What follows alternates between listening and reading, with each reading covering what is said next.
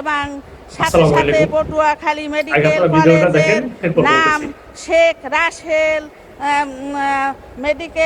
জানাই এবং মেডিকেল কলেজের নাম করণের জন্য জোর দাবি জানাই।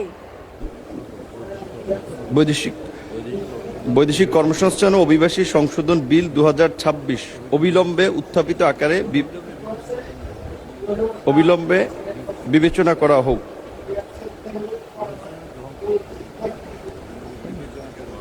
আবার বলেন।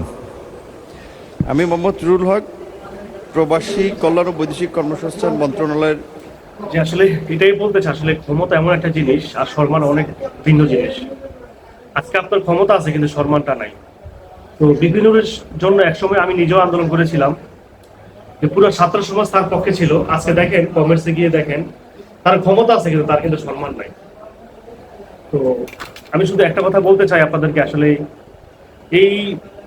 এই দুনিয়াটা হচ্ছে যে ক্ষমতা কিছুই না, আজকে আছে কাল নাই, কিন্তু সম্মানটা হচ্ছে বিষয়।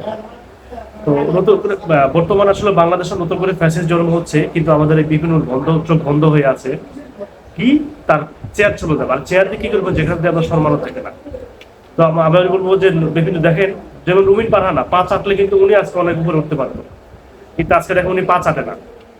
ওনাকে অনেক মানুষ পছন্দ করে, ভালোবাসে। শুনেন, শুধু রাজনীতি হচ্ছে কার জন্য? দেশের জন্য, জনগণের জন্য, সম্মানের জন্য। যদি আপনার দেশ ভালোবাসা না থাকে, জনগণের ভালোবাসা না থাকে, এই চেয়ার দিয়ে, এই ক্ষমতা দিয়ে আপনার কোনো 2 টাকার মূল্য নাই।